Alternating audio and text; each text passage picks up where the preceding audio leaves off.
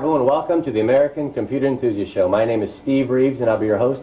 We've got another great show. We have Bob Kennan here from Animatrix Computer Arts in Houston. And we're going to be taking a look at 3D, actually high-end, three-dimensional modeling and animation. So stay tuned and we'll be right back.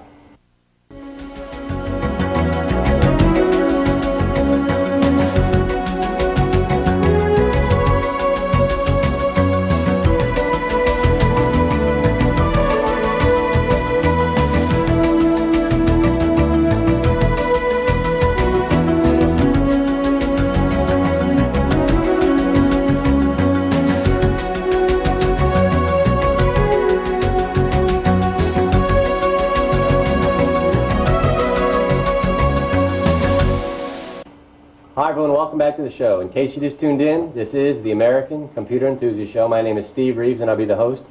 And like I said, we've got a great show. We have Bob Kennan here from Animatrix Computer Arts, right? Animatrix Computer Arts. And they're here in Houston, and we're going to take a look at three-dimensional or high-end three-dimensional modeling and animation, computer animation.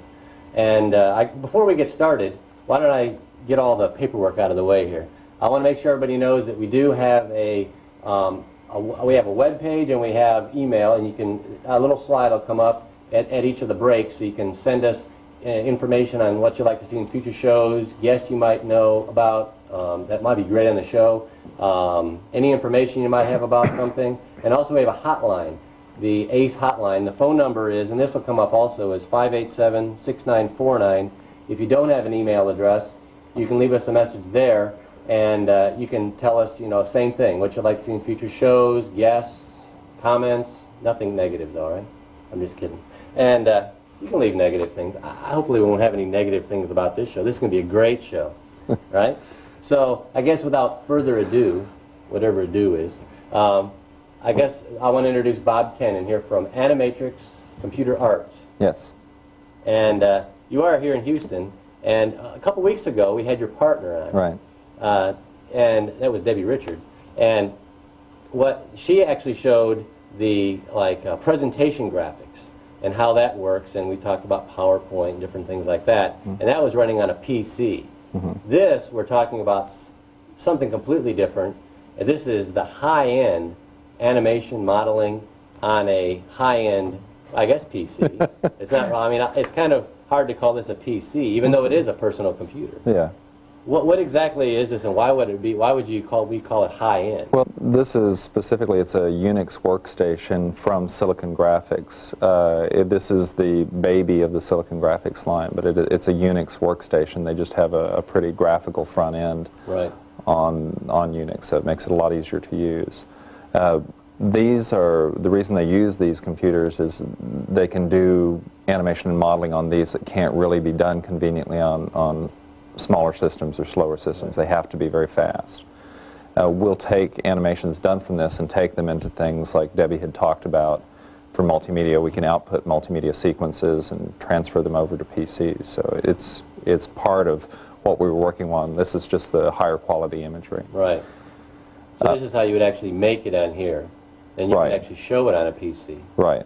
This or a Macintosh or anything. I mean, if you wanted to make it into like some sort of a file that could be taken into, like the program she was showing that for presentation graphics and things, right? If you wanted to do that. Well, the reason that we use these is basically because of the throughput of the system. Unix workstations are much faster than PC-based workstations, and Silicon Graphics in particular is one of the fastest. They're based on MIPS microprocessors, which is that's a company that Silicon Graphics bought, so they own the company that makes the microprocessors. This one in this machine is a MIPS R4400 operating at 150 megahertz.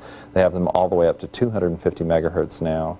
Yeah. And but more importantly than that is the internal bus structure is almost 10 times what a normal PC is. It's about 280 megabytes per second, when maximum transfer on a PC is about 30 megabytes per second. So. Yeah, you really can't compare the megahertz of a MIPS chip to the megahertz of an Intel chip. It's not really comparing apples with apples. Not directly, because the processors in a PC-based system are limited by the throughput of the system. Right. One of the nice things about Silicon Graphics is that their systems are all upgradable because they have such a fast bus that every 6 months or so, or every year, they come out with a major processor upgrade. So you can have a 5-year-old Silicon Graphics and have a state-of-the-art processor in it and have a really useful machine. Oh, that's great. So, you know, a 5-year-old PC or Mac is like a doorstop. Right. You know, they come out with new buses to take care, you know, to take advantage of the new processors. In fact, they have one that's supposed to be coming out next year. They're calling it the R10000, that, from what I hear, is anywhere from 4 to 6 times faster than this one. Wow. And it'll just plug right into this one. Oh, that's pretty cool. But, yeah, these are great looking too. I mean, I like the colors of them. Like the indigo is kind of a purplish color. Yeah, most of the machines are purple and green and blue. Their highest end machine has a purple leopard print stripe across the middle of it. Great. And this is you say it's a Unix operating system. It's based on Unix as opposed to DOS, and Unix gives it true multitasking. For example, when you're doing something, I don't know if most of your listeners or watchers or whatever have been doing animations, but frequently you'll get into something and you're like, oh, I forgot to do such and such. Like, you'll do an animation which generates a huge amount of files, and you'll say, I don't have room for this. I forgot to delete the old job I was working on. This one you just shell out to your operating system while it's rendering your new animation. You don't have to stop it, do some housekeeping, back up some files, delete them, and then come back and check on the progress. Because we're running we're running Alias in the background right now, but this is the actual desktop. Right. And now, I mean, just for people that might not know, it's got a regular keyboard, regular mouse, regular monitor. Now this is like, what is this, like a 17-inch monitor or something? Yes. And I don't know if people can see it, but it's pretty cool looking. It's kind of speckled. And on top, it's got a camera, or what's that for, like video conferencing? Or? Yeah, the part of the operating system on SGI includes some video teleconferencing, hooking over high-speed networks to other Silicon Graphics machines. And they use it has a microphone built in, and it has a video camera so you can transfer images and video across the internet, usually. This one actually has an ISDN port built into it. Great. And it has speaker. I mean, it sounds real good, too. It has an internal speaker, but it also has digital audio in and out, regular analog audio line in and out, microphones, headphone jacks. It has video in, video out. This particular one has a video compression board, so it's able to do full screen, full stream NTSC capture. That's an option, but it's something that can fit inside the machines. We'll have to do another show to show how that camera works, because we had apparently we have some sort of like feedback or something if we do it now, right? Right now, if we're outputting from this into the switcher, so if we turn this on, we'd get a and we have feedback about 900 wires running back here. I'm afraid to touch anything. I'm afraid to move. I might start, my hair will stick out. Worse than it already is. Well, one of the things that SGI is known for is they're probably the one machine that the internet was built on. I mean, they're not that there aren't a lot of Suns and HPs and whatever, which are other Unix workstations. But Silicon Graphics, the person who founded Netscape actually came from Silicon Graphics. And if you check out the machines that are powering most of the really high traffic sites on the web, usually Silicon Graphics is running them. Like I can't think of any right offhand. Wired, Magazine Wired, and SGI has an awesome website. Yeah, it does. It's great. It's got some great animation. You can download a lot of information out there, but it's great looking too. Oh yeah. And you're saying Alias. Alias has another one. We haven't gotten into that, but yeah, it's the Silicon Graphics. Whenever you want to use, anybody ever asks you when they get on the web, what's a great web page? I always tell them Silicon Graphics because it's just a fun thing to go through. Oh yeah. Well, and a lot of the content that you see in Hollywood and television and a lot of the web pages was done on Silicon Graphics machines, because the software that generates the really high quality images you see in movies like Terminator 2 and Jurassic Park was almost exclusively done on Silicon Graphics machines. The only exceptions are a few shows that use Lightwave on the Amiga, but for the most part they're done on Silicon Graphics. Right.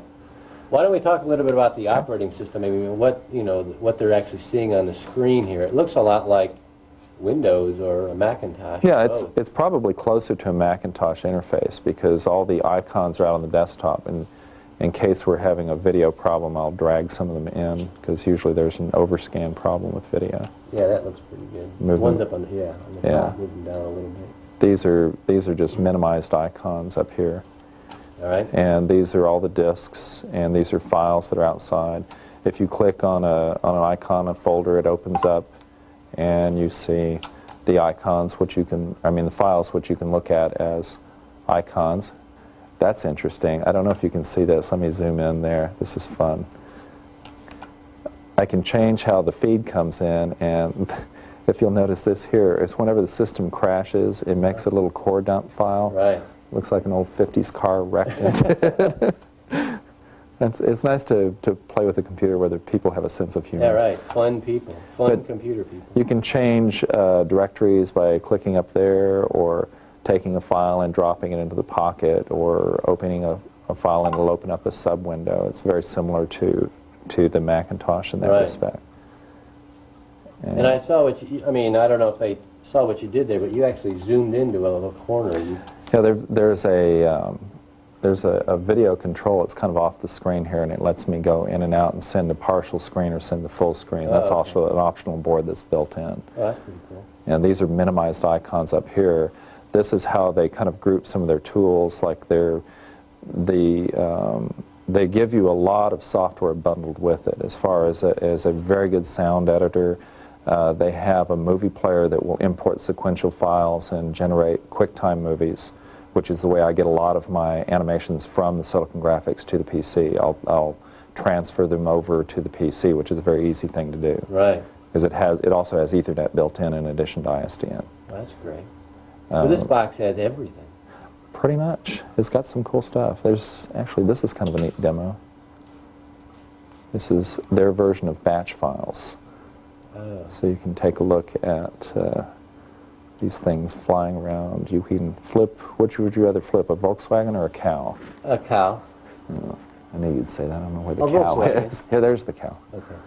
Okay. So this particular machine doesn't have any geometry engines in it. This is just running directly off the processor. So it's loaded a 3D engine, a 3D model into the engine and it's shading it in real time. Oh, that's pretty cool. Where's the Volkswagen? Let me see the Volkswagen. Okay, flip VW. Here it is. Whoops. Make it bigger. Great. So there's no wheels. You can't have everything. Kind of looks like my Screen. Volkswagen in college. Whoops, wrong button. Cool. You can cause it Oh, to spin. man. You can bring some lights in. Blue infinite light, give a little Oh, extra great. lighting on there. It's pretty neat. Yeah. It's not bad for their cheapest machine. These things start out about, a decent one starts out about $8,000. This particular one was about $15,000, and the video options added another $6,000 or $8,000 to it. So it can get pretty expensive, but, I mean, most people that have these are not just PCs at home. No, They just- I have a few people that are using it that are using them at home, but they're usually professional graphic artists who need high-end equipment. Right. The main thing about this system is that you can buy one of these, and in 3 or 4 or 5 years, as things come out, you can pay for an upgrade and have an upgraded system. Also, frequently what happens is high-end production houses need, if something happens and they need more horsepower, this is the same operating system all the way through all of their systems. Oh. So this is a 300 megabyte per second bus with a 250 megahertz processor. The same software will run all the way through a thing that looks like a refrigerator that has like 22 processors and a 1.2 gigabyte per second bus. Those are the That's kind what of I have at home. Yeah, right. Me too. After I win the lottery. Yeah, how much would something like that cost? Oh, it Hundreds just of doesn't thousands? stop. Yeah, it's you're talking a couple $100,000. If it depends. I mean, you can put like 4 terabytes of storage in it and 4 gigabytes of memory in the thing, and I mean, then you can chain them together. really, for between 8 and Yeah. 15,000, it's really not It's a pretty awesome bad. machine. amount if that's what you do for a living and you want to do Well, something. especially if it's a leased machine, because Right. leases are an expense and they're easy to upgrade, so you can keep the machine going. Looking at leasing a PC, you lease it for a couple of years, and 6 months it's out of date. And at least with something like this, you can upgrade it and have something at the end of the lease Right. term. And Christmas is coming, you know. And Yeah. hopefully my wife's watching. It's watching this Yeah. show. You see this computer? This is what I want right here, right? Okay. Anyway. What do you want to show? What do you want to show here? You Well, want I to go could, right I could into show the software? nasty stuff too, so that people know Yeah, that let's do this that. this It is really is actually a Unix box. You can run all these commands like ls for list and disk space for df and So if get you all really these don't like things. the interface, you can actually type in just like the old Unix. Exactly. Well, and it's useful sometimes if you have a directory with hundreds of files. For example, on a Mac, when you delete those files, they actually go into the trash. Then you have to delete the trash. This does the same thing. It has a little dumpster over here Right. that's empty right now. but- Dumpster as opposed to trash? Yeah. They call it a dumpster. I guess trash is copyrighted. Yeah. But if I delete it, if I remove the files from the Unix command, I can delete hundreds of files immediately Oh. without having to delete them twice, put them in the dumpster and then Right. empty the dumpster. So there's times when you want to do that. Plus rendering in the background, there are command lines options to some of these programs that are faster than running them through the graphical interface. Right. But yeah, so there's and you can do different things. I mean, there's all the normal Unix things too, like clock and all that. Oh yeah, kind of fun it's got all stuff. the X windows. This is actually running X Windows motif. I'm not a Unix expert, so Right. don't get me Well, lying you actually here. don't even have to be Oh, when you're no. running this. You don't even have to know what. All the animators want to know is how to load it, log in, and get into Alias. grep. You Yeah. don't have to know what grep is or any of that fun Unix. I've seen that. I have no idea what it is. And I think he's like a cartoon character, isn't he? Yeah. I'm just kidding. Who knows? Well, that's Elf. Don't ask Grep, me. I Elf, they're all the said. same, you know. Okay, what do you want to show here? Well, this was actually running Alias in the background. I just had it shelled out, and this is the opening interface, which is due to change rather drastically, but I don't have the beta copy of the new software. Okay. But it just might be interesting to see how the interface looks as opposed to some of the other animation software. It works very similar to programs like 3D Studio in that you build things using primitives, and I don't know if you can see And the this. 3D Studio, that's a modeling program that works on a PC. 3D Studio is probably the most popular 3D animation program. It runs on PCs, and you see a lot of multimedia is done in 3D Studio. Right. There's a number of programs like 3D Studio. There's Lightwave, which runs on Amiga, PC, and SGI, and it's an inexpensive program that's capable of some really, high-end stuff. Then there's Topaz, and then there's 3D Studio and Caligari True Space, and there's getting to be quite a few. So if somebody's interested in 3D, you can pick up a program for a couple of $100s that lets you play around. That's pretty good. But But this is Alias. this is Alias. Is that what This- it's actually called, Alias? Yeah, Or that's this the name is- of the company. Alias is a subdivision of subdivision. I don't know what A the word division. is. They were bought, a division, that's good. They were bought by Silicon Graphics last year, and they actually merged in June. And Alias and Wavefront actually merged as a division of Silicon Graphics. So they're all working together pretty closely. So you know it works on this machine. Oh yeah. Well, this is really the only machine that it works on. There's a version that may work on an IBM. There are a lot of Unix workstations out there that are very fast, but this is the one that everybody uses because this is what It's built Alias. for graphics. Right. In fact, when SGI bought Alias, one of the conditions that the whatever thing in the government that says you can do this, you can't. They said they had to write a version for another box because it like was a monopoly. Yeah, it was like a sort of a monopoly. deal. Yeah. That's a technical term. Right. But I've got primitive spheres, so I can place spheres out here in just different areas, and then I can take a Oh, look I at see. them. We're looking at different views. We're looking at different views. This Four is the different- top, front, and side, and we can view it from different angles up here. This is changing the angle of your camera, and we can take a look at these and do a quick shade of the active. Let me change that to the active window. So it'll shade it real quickly. Okay. Actually, it's only chaining the active object. That's not what I meant to do.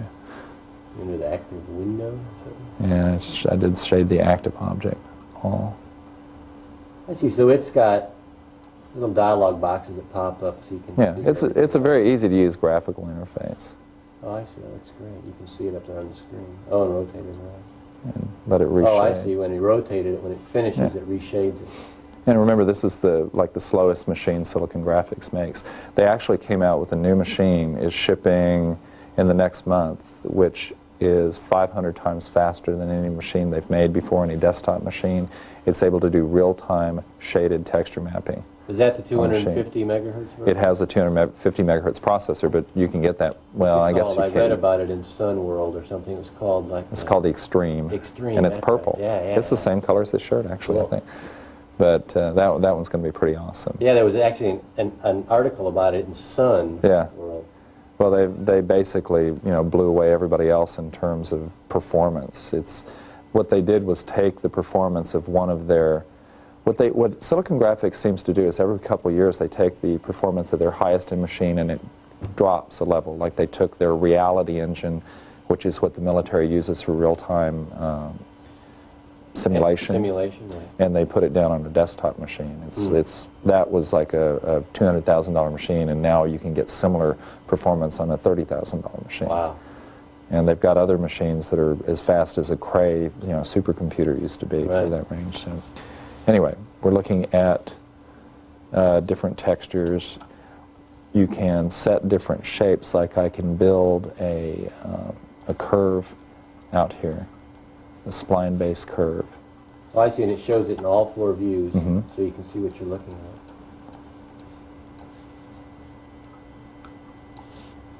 And take these things, move them around. Actually, I want to get rid of some of these objects. Some of those spheres. Delete the active objects by spheres.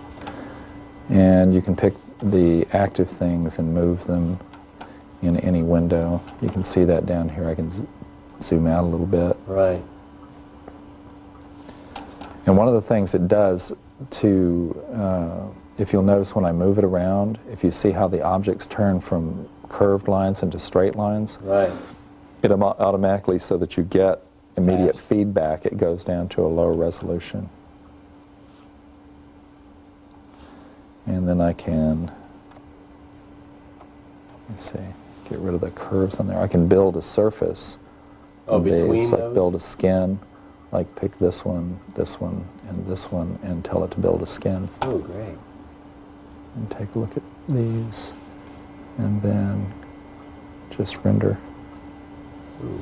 that surface, which is kind of blue. Yeah.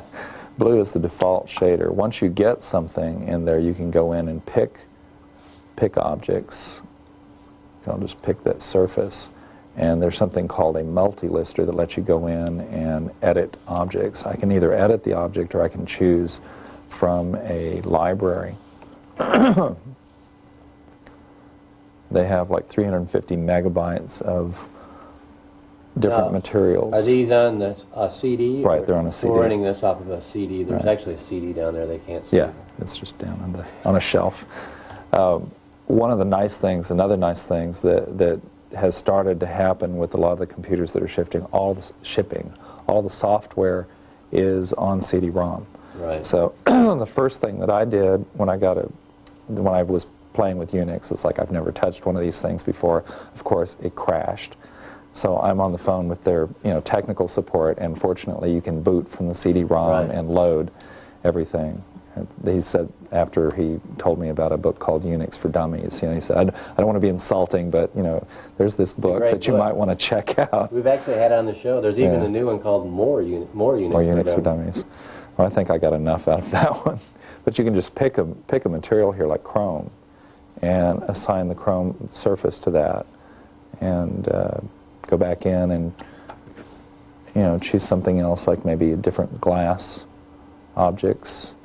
I see. It shows a little example of Shows each an one. example of each one.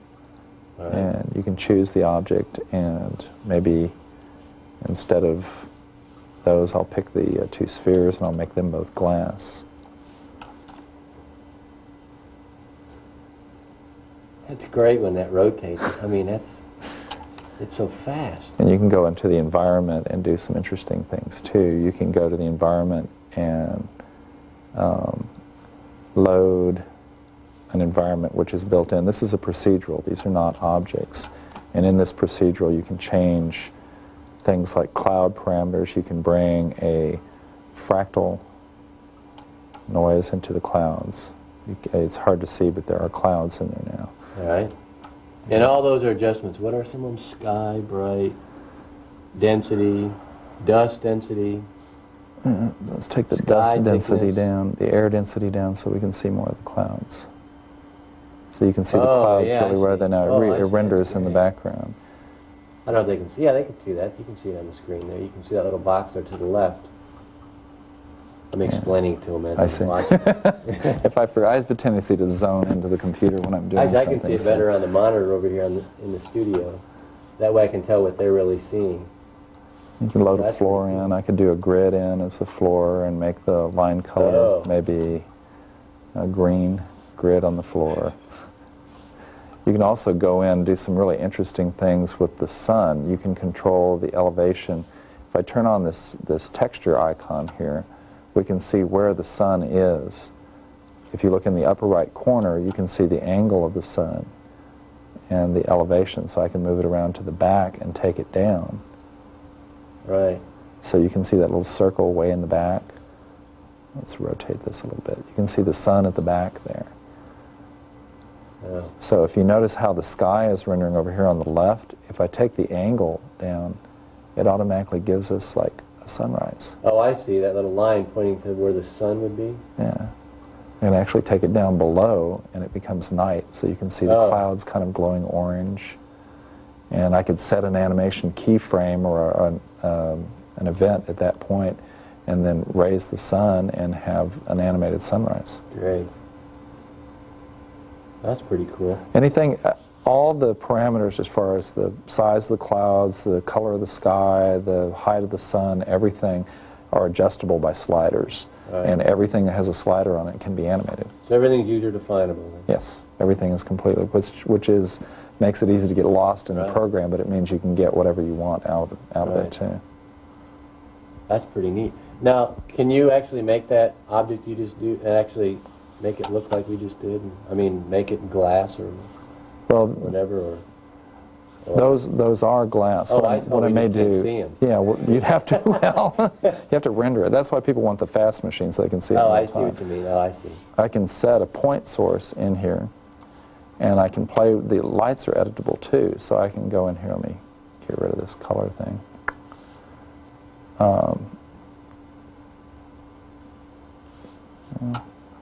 But that's pretty cool the way that that rotates around and oh, I see. Okay, there's the light. On a I like- point. Go ahead. I'm sorry. No, go ahead. I was going to say I like the way that it's, you know, everything is so easy to go through. I mean, well, easy. You could probably play for the rest of your life and never go through all these different menus. And Pretty much. There's tons of them. Like I just put a light in there, and I'm making it glow with a halo, and oh, I see. Each putting one radio of them effects expands about. into something else. so I can give it a real bright glow. If you can see, I'll move this over so you can see that in case that's off the screen. There you I see it better can now. change the intensity of the light. That's a little much. And it updates immediately in this little box. I can give it a star level. I can tell it how many star points I want it to have. I can give it like 16 points. I can rotate it, dial in a little noise so it's not all exactly the same. So now I've got a really bright light, maybe with a gold halo around it. Great. And then what I can do is go in and set different, oops, that's not the one I wanted. Kind of looks like the reflection of the light off my forehead. That's why they only have to use half as many lights in the studio for me, because they glow, you know. Okay, I'll use a small size so it doesn't take forever. What to are all render. those things? These are all the different, this is used in so many different formats. You can render it NTSC, Move PAL, that over just a little bit to the right. to the right, okay. It's off the screen. There it is. These are all the different formats that are built into it, like if you ever wanted to know what the actual resolution of a movie is. It's like 1254 by 911. Oh, I see. And it's this all is the examples, right? HDTV resolution 1920 by 1152. Right. VistaVision is 6144 by 4096. VistaVision? VistaVision. We used to have a Vista Cruiser when I was a kid. I don't think this is the same thing. All right. Hey, I think we're going to have to take a quick break Okay. here. They just told me we're running out of time here. So I want to make sure everybody stays tuned. We'll be right back.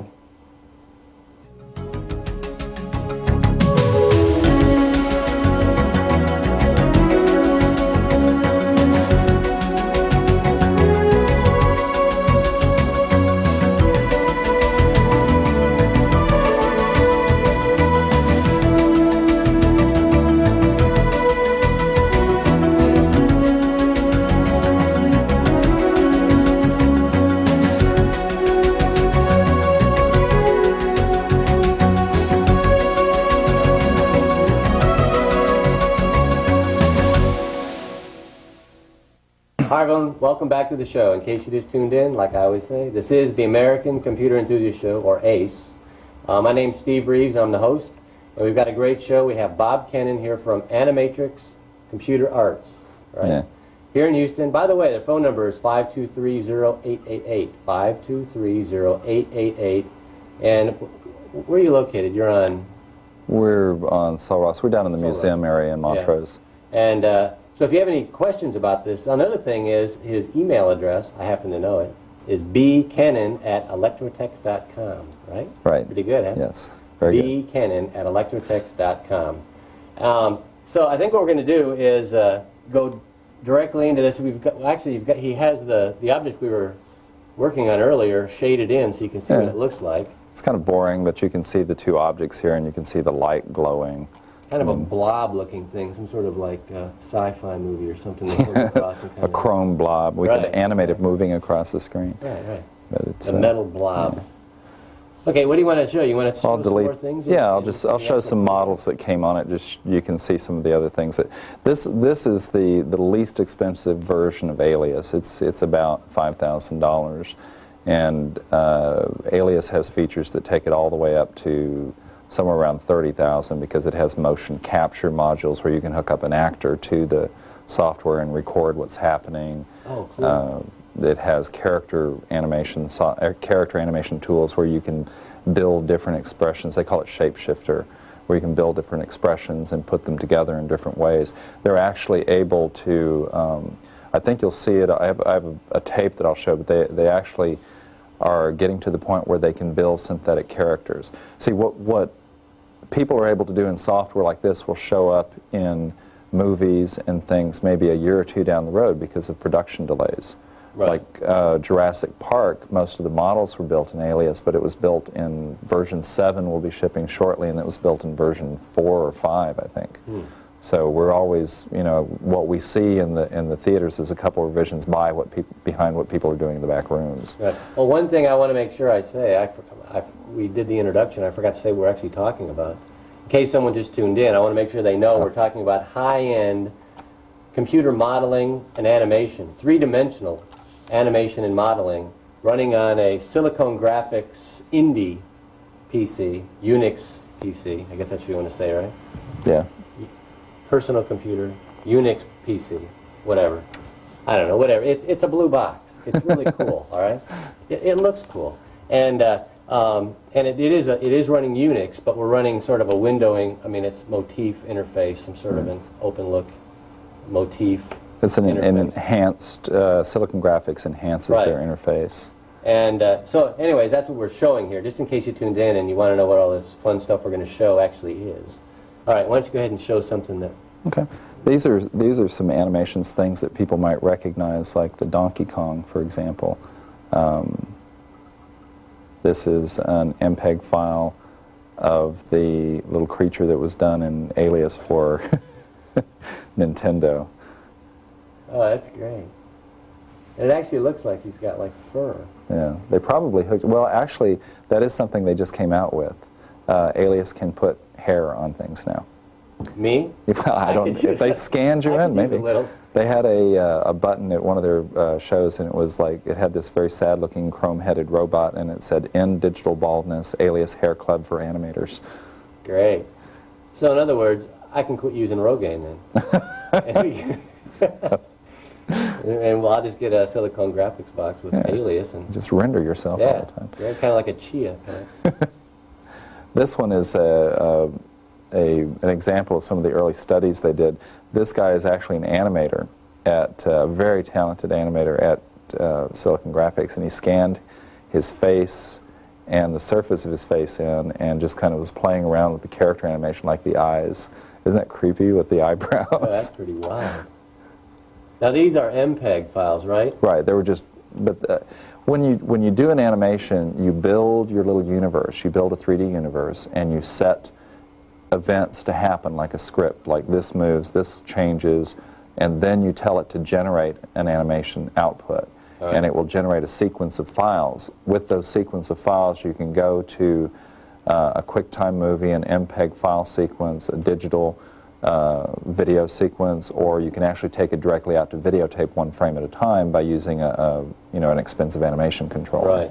And that has this to go out on this box? Is that actually on the back of this That's box? not it does have output, but that's not the way people usually now. Usually people anymore, will do digital output. Right. There's actually personal animation recorder. It's actually a board that has a dedicated AV drive that's very fast, and it can actually play video, full screen video, directly off the hard drive. Right. So what we'll do is transfer a sequence of files over to another computer that has a digital disc player and just play them in real time and copy it off. They're pretty inexpensive. They're getting down to about $2,000-3,000 now. Oh, which that's is pretty good. pretty nice. It's a lot cheaper than a videotape player. Right. Where's another? This one is pretty gross too. Great, we like gross things. Yeah. They've got constraints in the model that let it, when the arm bends, the muscle bulges. Oh. And I think they also have the veins displacement map so that they stick out when it Oh, occurs. that's pretty wild. We're in for some pretty gross monsters in the next couple Now of years, I MPEG, think. that's a lot of the files you download or you see on the internet, on some of the web pages and things, are MPEG files. Right. Some of the animation files and things. MPEG is an animation, is a video compression standard that's pretty widely used now. It's gotten to be a real standard on the internet. Right. Computers like this can play MPEG directly without any enhancement, but there are a number of inexpensive VGA cards out now that have built-in MPEG acceleration. So if you're on the internet and you download some MPEG files, you can play these files, usually not online, but you can download the file, save it, and play it offline. Right. So it's similar to like an AVI file, but it's not. This is compressed. Is that what the difference is, sort of, or is that not the same sort? It's a different vendor's compression. Right. MPEG is the front end or the first level of what's being used. There's another one called MPEG 2 that's higher quality, higher throughput, that needs faster machines. That's actually going to be used by in the broadcast industry, from what I understand. Standards. You never know when things like that are going to be ironed out. But that's a pretty cool looking file. What else is on there? I saw that Where's that man? That running or the walking man? Running man. Walk cycle. This is a walk cycle. This would be something where they captured somebody. It's a very slow walk cycle. Oh, that's pretty wild. What they'll do is hook somebody up, it senses motion, and they'll bring that in through the back of the system. Like there's an ascension flock of birds that magnetically senses where key points on the body are. And they have this beautiful interface where you can calibrate the wrist on my actor corresponds with the wrist on my model, and you can calibrate them, which is probably one of the hardest things. Three-dimensional digitizer then. Yes, exactly. And it brings in a stream of information that you can combine with your model. Like that's just using a skeleton, but you could combine it with a real model and get different walk cycles. Like this one's kind of neat. Now this is a fully rendered one. Of course, I don't see anything happening. But it looks cool. Yeah. What does that say? Entry shaft? End shaft? Vent shaft. Oh, vent shaft. I thought it said insect. I guess I missed that. I'm looking for a bug here somewhere. One of the nice things Alias does too is you can see the atmosphere and the fog and the glowing. Oh, there's the insect. Oh, cool. Yuck. That's pretty wild. It's a fairly nasty looking insect. I bet that was pretty wild to make, though. I mean, to draw something like that up with all those moving parts and everything. One of the things too that Alias is doing is they have another program called Studio Paint where you can actually pull. One of the hardest things to do when you build a model is to make it look real as far as the textures and everything. And what they've done is they have another program called Studio Paint that lets you actually take these 3D models that you generate in Alias, pull them in and manipulate them in 3D space and then paint on them and put it back in Alias, so you don't have to say load this texture to this object, load this texture to that object. It lets artists work more naturally. In fact, that's one of the things that is one of their big agendas. They hired a guy, I think his name is Bill Buxton. I'm not good with names. Well, he's a very important person in the interface design world. And what he's done is, what this, I'll digress here, what this is showing is they've got webbing between the fingers that doesn't break up when the fingers move. And like you say, that one you can actually see the veins in his hand. Yeah. So we're going to see some very realistic looking things. It's from the Addams family there. Could have been. They didn't need to use that hand. Yeah, that little hand running around. You won't be able to tell. In fact, there are a lot of things that happened in True Lies, for example. A lot of the fire and explosions that you think were real fire and explosions never happened. They happened in on the Alias. Computer? Yeah. That's pretty wild. What is that dog? Is that a Dalmatian or something? I don't know. We'll see. But they're... Oh, that's pretty wild. Yeah. That's pretty cool. What's his name? Oreo. Somebody must have a Dalmatian named Oreo. Right.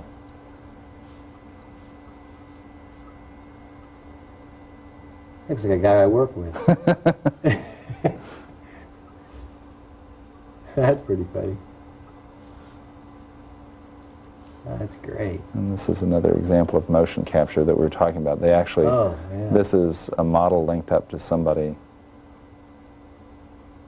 Because there's no way that an animator could do that kind of natural motion. It's just, you drive yourself nuts. Oh, I see. That's another one that you said is actually hooked up to like a person to get all, yeah, that'd be pretty hard to figure out. Okay, see, this is actually it. So you see the actor in the background? Oh, yeah. And there it is actually linked up in real time to the computer. Oh. So the director can get a real-time preview. They use this in Species. Oh, yeah. So they could get natural looking motion and the director could actually been involved. The problem in the past is that all this stuff happens. The director says, I want it to move from here to here and this happened and that happened. He can't really get involved in directing a synthetic actor like he can with a real actor. With some of the tools they have, he can now, which was... Yeah, that'd be real hard to make all those motions. I mean, you probably don't realize how much someone actually moves until you try to make it look real. Because you see some animations of people that just don't look like... No. Animation, they don't look like real people because they don't quite move. So this is what I was talking about of the lights. There's fog coming off of a lava ball. Oh, that's great. It's pretty disgusting. This is probably a firebomb. Yes. Oh. So I can see how they can use all this in movies to make it look, you know, they don't have to go to the moon to make this look like a moon. Well, in fact, I think they did a lot of effects in Alias from Apollo 13. Oh, really? Yeah. Oh, that's pretty wild. Yeah, it's too slow. Oh, this is funny. This is like the Yeti. They took a running man and they put hair on him. This one is really disgusting, if you want disgusting. Oh, come on. What is that? Just a blob sort of a thing? It's just a oozing blob. Come on. Yeah, I guess it's not going to be. This one is pretty. This is snow falling through a light. Oh, wow. Now, how do they do something like that? There's another part of, I haven't really touched on everything that Alias can do. There's another part of it called particle systems, where it actually simulates things like water and gas and smoke that that can interact, and you can see the Yeah, because I was trying to figure out particles. how it would do like that fog. How does it do the fog? I mean, that's actually Well, the another fog is an add-on. the fog is an optical effect. Oh. Things like snow are particle systems that have to interact with something else, but fog is an optical effect. Let's see if there's. Oh, this is kind of neat. They took the hair and they made it transparent and glowing to give a jellyfish. Oh, that's pretty cool. So, like I said, we're going to see some pretty interesting creatures in the next couple of years. Well, what's this one? Oh, these are images. Let's see if we can see an interesting image. Now, these aren't moving. These are just No, great these, looking apparently these images. are stills. Like a toaster. There's a lot of, because a lot of people, one of the things that Alias is used for, whoa, this is a big image, Oh, there it is. floating off the CD. Oh, great. Okay, unfortunately, Oh, this is, I see what it is. let me see if I can get the screen back out to full screen.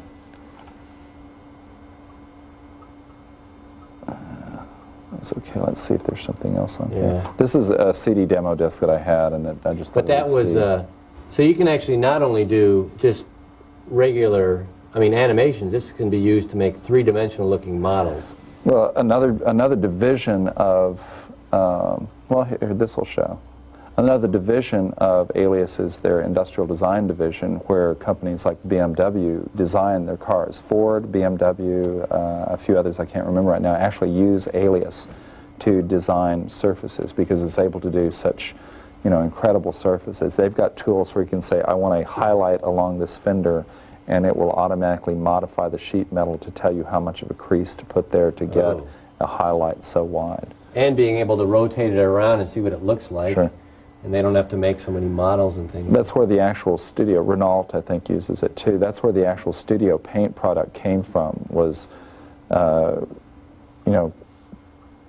automobile, well, artists need to be able to sketch in real time and be able to, show what their models are going to look like. So this was something painted in studio paint. You've got to have realistic responding airbrushes. Right. That's pretty cool. I see. Oh, studio paint. I see it right up there. Yeah, Oh, I see. These are examples of different things, that they've done. characters. Well, this is Product actually design. games here. These are Skeletor. A lot of the games that you see were done in Alias and then taken down to the Nintendo. Alias is actually the preferred development environment for the Nintendo system, and I believe Sony also. Great. So That looks pretty cool. it's pretty disgusting. All right. Well, do you want to? I'd like to see some more of the actual program itself. I mean, can you go back into like Alias, and how you made that wacky looking Sure. steel blob sort of a deal? Make some just like, boxes and things and rotate them around and maybe show some other things like that. Oh, the drive is busy. Oh, the CD-ROM? Yeah, no, it's not busy. There's nothing going on. Oh, there it was. Oh, okay. There was a file it thought was open still. Right. It probably was because we were in the middle of that demo. Yeah. I mean, of the demo part of it. Unix is real good about protecting you from hurting yourself. All right, so what are we putting in there now? I'm just putting the software disk back in because it has a lot of sample animations on it. Because I actually had offloaded Alias. It automatically knows what kind of CD. One nice thing about the SGI, it knows what kind of CD you put in. It knows if you've put in a photo CD or a data CD or Right. whatever. Now, what do we say this actual software for this computer, for example, what does something like that run? This version software is about $5,000. All right. And that comes with all these, like, textures and things? Or is Yeah, that the extra? it comes with about 350 megabytes of textures. Oh, wow. And the main thing that I think is special about this is if you're going to spend the time to learn something, this is what high-end animators use. Right. So if you are really seriously interested in animation, and you're going to spend the time to learn 3D animation, and you can afford to do something like this if you can justify it professionally, then you're not going to have to relearn another animation program if you go to a higher-end production house or if you go beyond the capabilities of your software.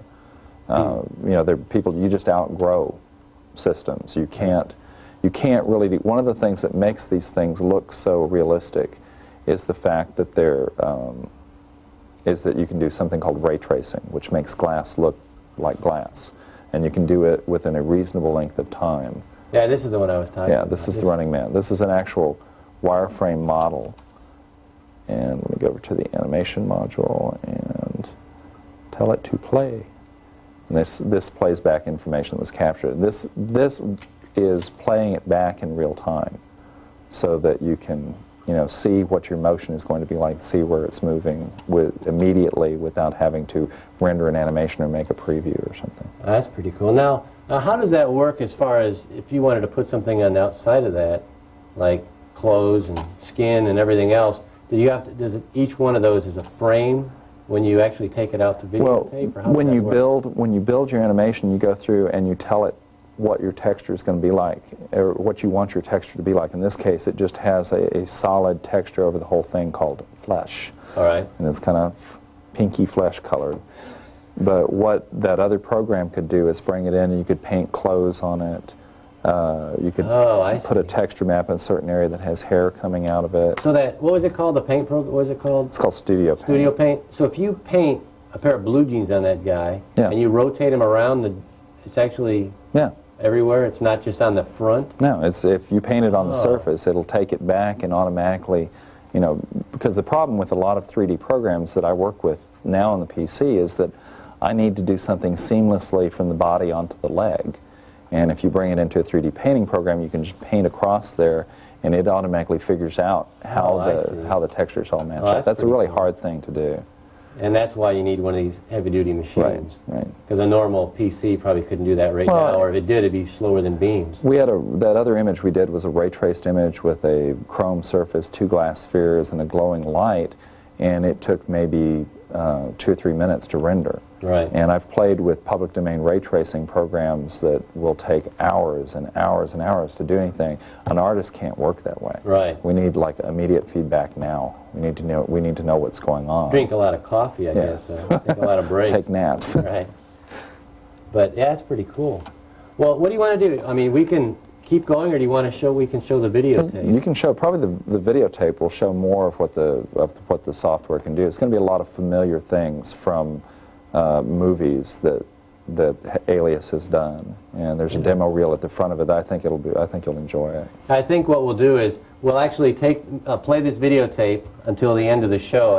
It's probably about between 5 and 10 minutes. It's got some pretty cool looking stuff. That's a technical term there. Oh. Pretty cool looking stuff. Works for me. But I guess we're probably going to go right to the end of the show. So I want to make sure I thank our guest, Bob Kennan from Animatrix Computer Arts. Animatrix Computer Arts. I don't know why I have such a problem saying that for some. I'm used to just Animatrix. Name.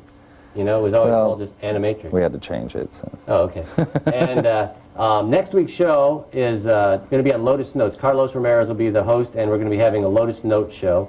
And, oh, by the way, the phone number for Animatrix, if you have any questions, is 523-0888, 523-0888. And Bob's, or we can actually give Debbie's too. Sure. But she's out of town right now, though, isn't she? Yeah, she's in American Samoa, actually. Oh, maybe we shouldn't say that. No. But, no, I'm just kidding. In case, you don't want to tell people they're out of town. I'm just kidding. Anyway, Bob's email address is bkennan@electrotex.com. Right. You don't mind I give that out, do you? No. So if you have any questions about anything, you want to, see more of this or whatever, or you want to see more of these shows, write in and tell them how great this is. So, but I want to make sure everybody watches next week's show, Lotus Notes. My name's Steve Reeves, and we'll see you next week.